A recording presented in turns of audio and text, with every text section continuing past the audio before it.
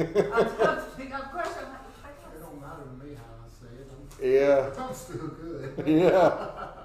And so I have to go back and look at some things. This is what we'll look at tonight is really interesting because there's a passage that we'll look at that's used as prophecy for Jesus that has 7 different interpretations possible because of the language that is used.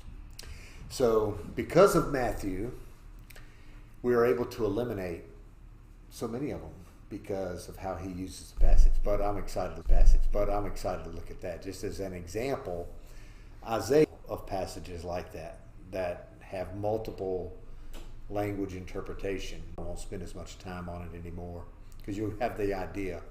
It's part of our... Yes. Okay. Are we going to cover that? Of what part? Will we cover that? Yeah. The part that they won't acknowledge?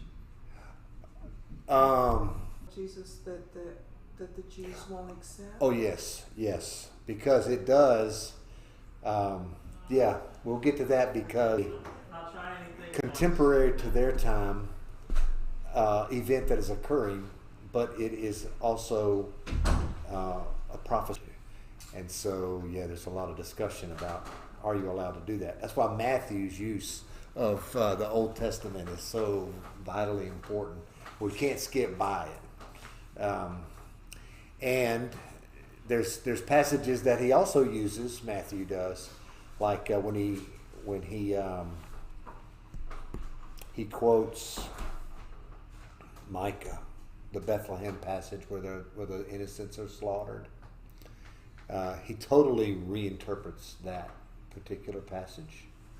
So we have to go, when we do that, we look back and say, okay, it's got 2 meanings.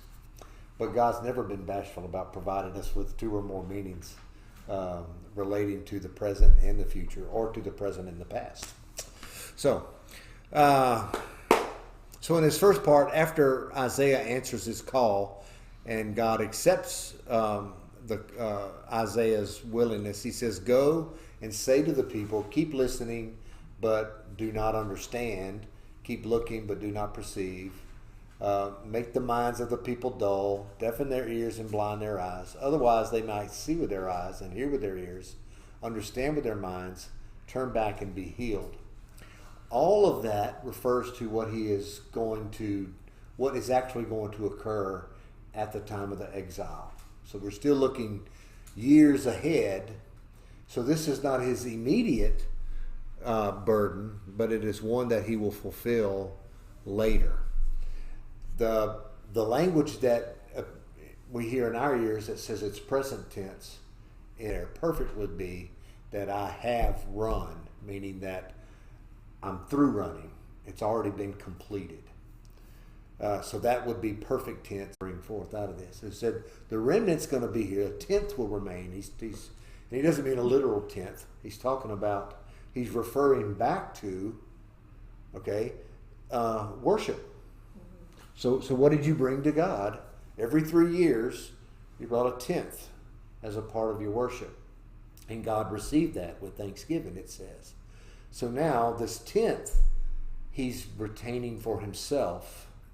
Even though it's going to be quite miserable for them, God is retaining them and holding them as his own offering that he's keeping of the people so that he can bring forth the rest of his program. It's being interrupted by this exile that must happen because the people are so rebellious. But he's going to retain them. He says that tenth will have to endure hardship again. There's 2 exiles. And so the second wave comes through and they have to endure that suffering again. And haphazardly when trying to describe. And certainly God inspires, and so he makes sure that these words are used in ways to conjure up the whole story at once. Paul does the same thing. When he quotes a passage, he actually refers to it as a singular seed, when the Old Testament passage refers to it as seeds, plural. But Paul has in view what God has had in view ever since the fall and the ongoing redemptive plan that he's put in place. So these things happen, and sometimes we get hung up on them and say, oh, well, that's not exactly what was okay. So we do that a lot. We'll go back and Israel's king Pekah, son of Rahamaliah, I always mess it up. Ramaliah, that's it. Went to fight against Jerusalem, but they were not able to conquer it. So what's happening here? So Aram, if you're here on Sunday night, you remember that Laban's family that descends from Laban, who they're all Arameans. Okay, so this is when we look at that passage, we were noting Sunday night how there's some fun that's poked at Laban because they want to make fun of Laban because his descendants trouble. So this is part of that. The Arameans have shown up with the. So it says, but they were not able to conquer it, and now he's going to explain why they were not able to conquer it. So in the historical writings, this happened a lot. They would tell you what happened, and then they happen. So we already know up front. It doesn't happen always that way, but it's occurred or been said by God in the first 5 or 6 chapters. And he's bringing charges. Well, now we're in chapter 7, and some things are happening, and God's telling them what the result is going to be if they'll listen to him. So that's where we're at now. So what would you figure is the span of years between chapter 5 and chapter 7? Because it gets to be important. A remnant will return.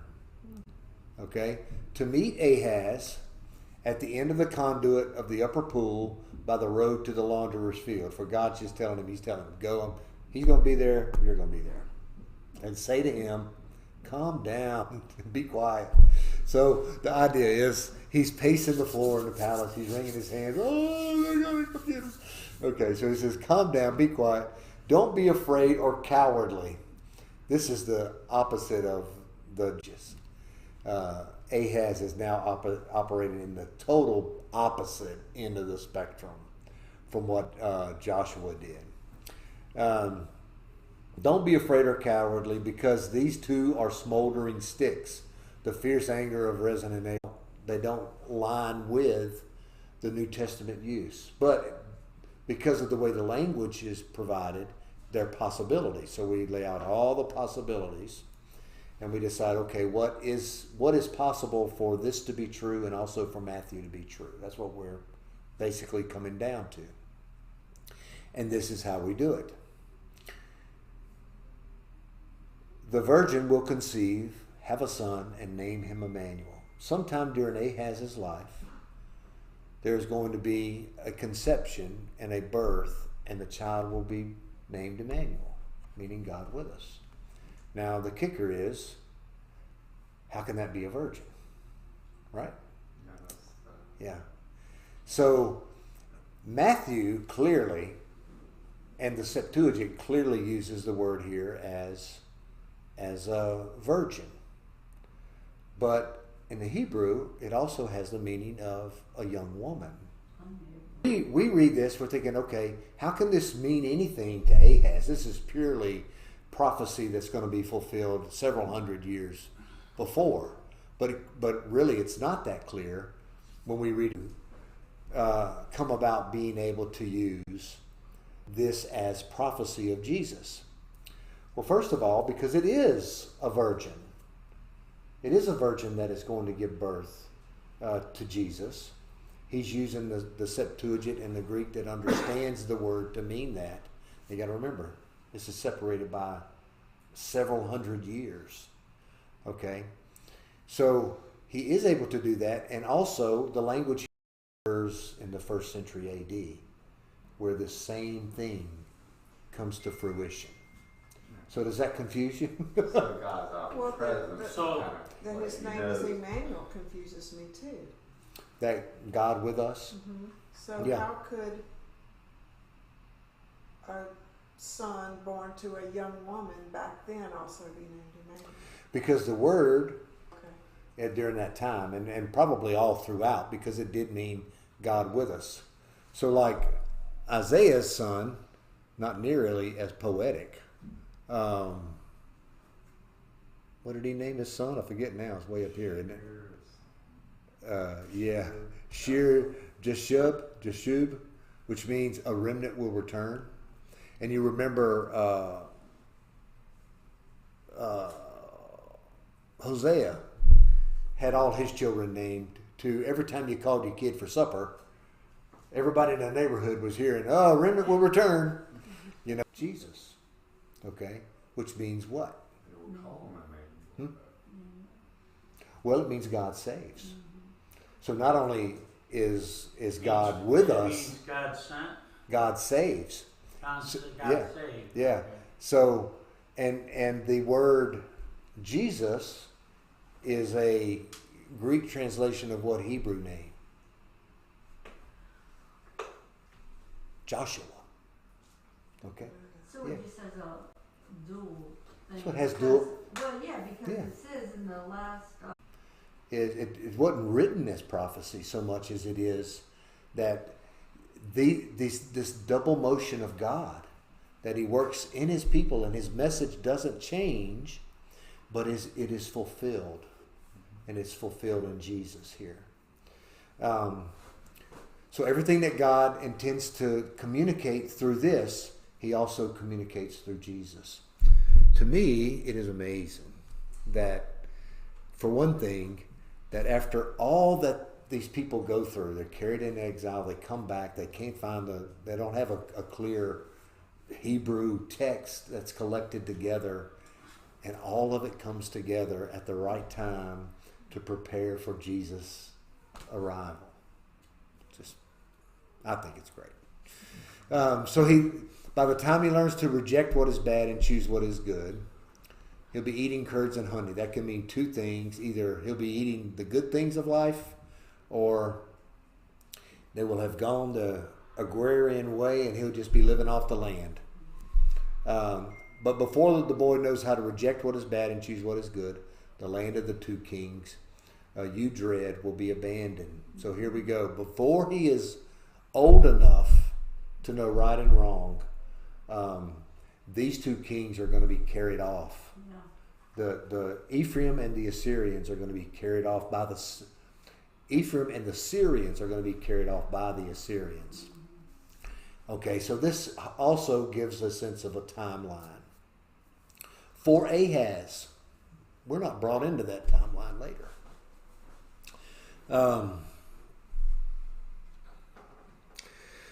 So he says, the Lord will bring on you your people and your father's house. And then he describes what that day is going to be like. So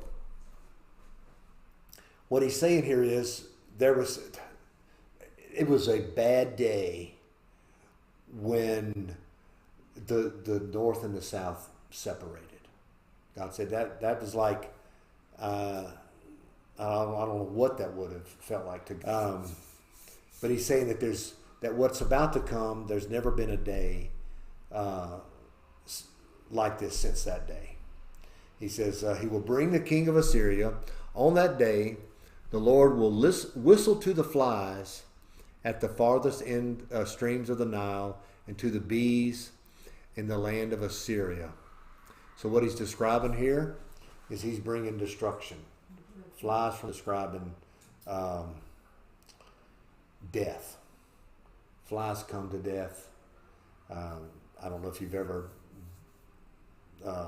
come across an animal carcass that's had bees nesting in it. This is the thing that is being described here. It says all of them will come and settle into steep ravines in the clefts of the rock, in all the thorn bushes and in all the water and all the water holes. Meaning the flies and it's going to be pervasive. Yeah. On that day, the Lord will use a razor hired from beyond the Euphrates. We were talking about he gave birth to a son. So remember, God announces what he's doing and then he gives the details like he just did earlier. He says, he gave birth to a son. The Lord said to me, name him that long name. Before the boy knows how to call father or mother, the wealth of Damascus and the spoils of Samaria will be carried off to the king of Assyria. So now we have a son representing Samuel's son, okay? Only he's got a different name, different circumstances. Ahaz, to understand anything about what God is about, this is what God is choosing to pronounce through the naming of Isaiah's son.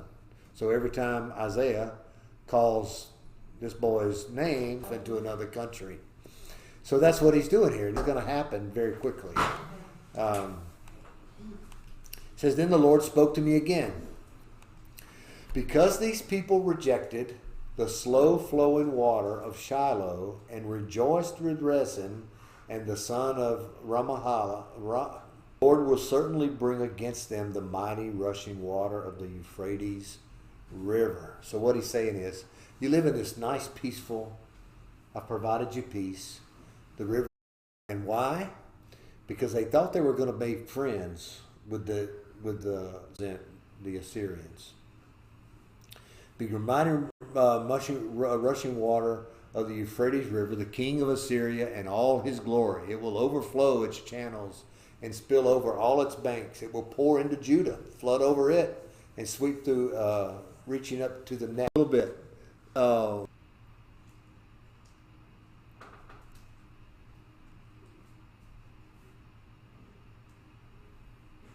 neck, which is some of the language.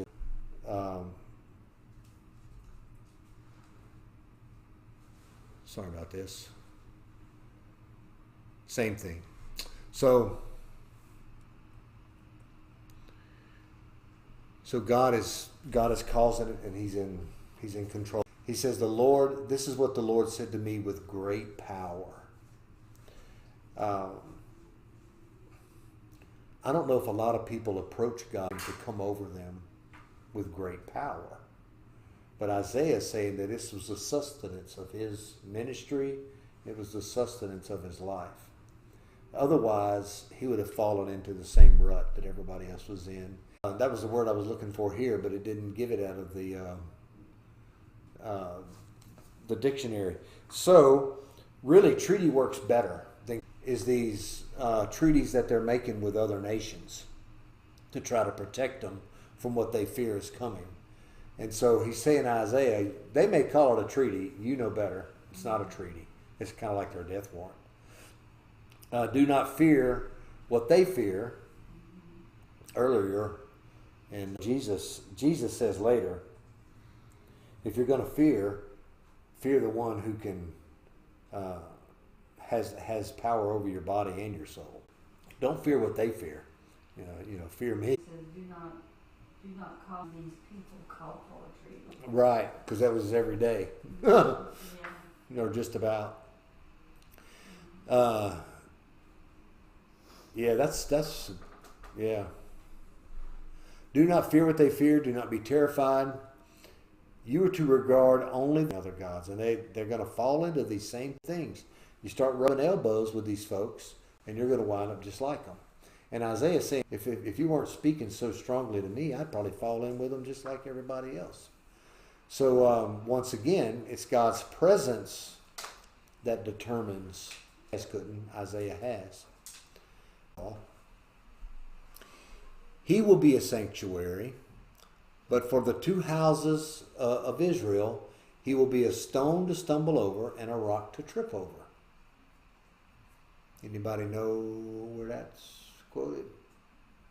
Jesus uses that passage about himself when he's talking about to the whole discussion about when they accuse him of casting out spirits in the name of Beelzebub. And what the religious leaders are doing is they're giving credit to what the Holy Spirit's doing. They're giving credit to an evil spirit. And Jesus is saying that is beyond the pale. There's no forgiveness for something like that. When you recognize, when you can see with your own eyes what God, I wonder if that still holds true today. I would say it does, knowing God's track record. Yeah. All right. So, he will be a stone to stumble over and a rock to trip over and a trap and a snare to the inhabitants of Jerusalem. Many will stumble over these. They will. Probably the hardest thing to do is to wait for God. Why is that? because he's all powerful, he's all knowing, he's everywhere. Well, but when the remnants are enjoying the signs and wonders. God has his face on, so go ahead and call him dead. Yeah, see what they know. Yeah. Should they inquire of the dead on behalf of the living? Go testimony! Exclamation point! If they do not speak according to this word, there will be no dawn for them. So what he say? Look, you can go two ways here. You can go the way of pagan divination, or you may just go on God's instruction and testimony. They will wander through the country. When they are famished, they will become enraged, and looking upward will curse their king and their God. They will look toward the earth and see only distress, darkness, and gloom of affliction to thick darkness. So, we're going to stop there tonight. But, in fact, the note down here goes back. God no longer spoke to Saul. Saul went to the witches of Endor and instead of in Saul's life. One is when he brings back the spoil from war, and he doesn't kill Agag.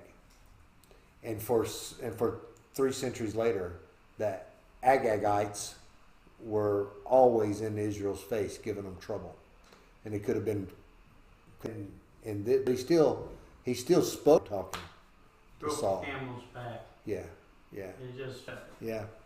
And see, so he says it here, and flowing with milk and honey anymore. But they never realized why God was removing his hand. They just wanted to continue blaming for everything results of spirits Yeah. and stupid stuff. Yeah. Instead of looking at themselves. And what does Jesus do? Yeah.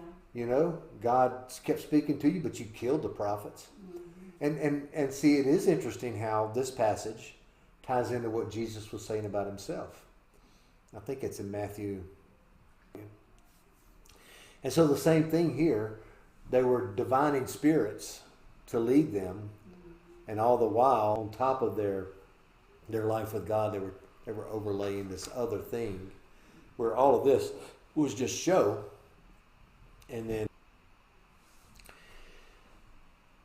So how does all of this speak to us today? And we know why it happened. They were rebellious, to put it simply, and included a lot more than that. But how do these things speak to even our world? It's really... well, it's all around us every day. The ones that obey have joy in their life, and the ones that do not have false joy. messed up, and with no intention of ever wanting to rise up out of that. God looks at that and say, what a pitiful person. That is not my child. Well, I've given you so much more. Doesn't amends get you past that? So I mean, like in the New Testament, God, it's all about God's not going to forgive you if you don't forgive.